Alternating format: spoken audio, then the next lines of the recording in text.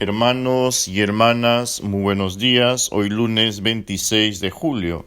La Iglesia nos propone el Evangelio en la liturgia, la celebración de la Santa Misa, el Evangelio de San Mateo, el capítulo 13, los versículos del 31 al 35. El texto dice así: En aquel tiempo Jesús propuso otra parábola al gentío. El reino de los cielos se parece a un grano de mostaza que uno toma y siembra en su campo. Aunque es la más pequeña de la semilla, cuando crece es más alta que las hortalizas, se hace un árbol hasta el punto de que vienen los pájaros a anidar en sus ramas.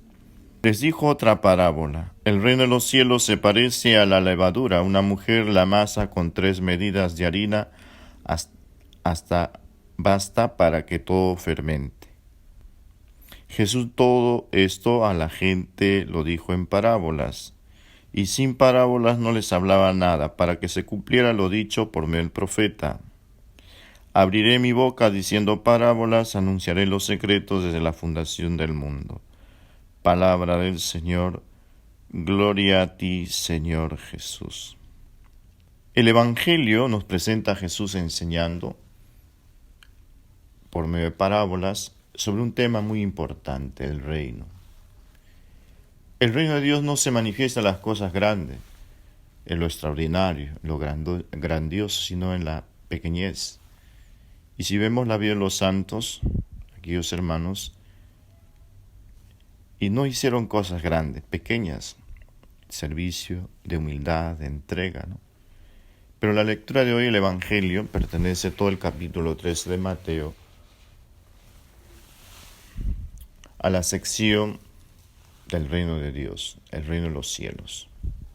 Jesús utiliza la figura del grano de mostaza, es la más pequeña, insignificante, pero cuando crece, se desarrolla, llega a ser un árbol, un arbusto. Hasta los pájaros anidan. Por otro lado, también utiliza la figura de la levadura, en que una mujer amasa con 3 medidas de harina y basta para que fermente. Quiere decir que se expande, que crece, desarrolla interiormente. O sea, el reino de Dios se manifiesta eso, no sabemos cómo, pero va creciendo. De modo que la Iglesia vive el reino, anuncia el reino. Un ya, pero todavía no en su plenitud. Y es que el reino significa que Dios sea conocido por el hombre. Que vivamos desde esta dimensión de acoger su palabra, de querer también nosotros ser testigos de esta presencia de Dios en nuestras vidas, en el pobre, en el enfermo, en el que está en la cárcel, en el forastero. Pero también es muy importante darnos cuenta que Jesús nació en un pesebre, humilde, sencillo, muere en la cruz, solo, abandonado, acompañado con 2 ladrones. Y es que Jesús reina de esta manera. Jesús dirá: mi reino no es de este mundo. Entonces Jesús nos ha enseñado el camino, un camino de entrega, de servicio. Por tanto, también nosotros entendamos muy bien, ¿no? Muchas veces queremos hacer las cosas extraordinarias, que nos vean, pero sin embargo hacer desde lo insignificante.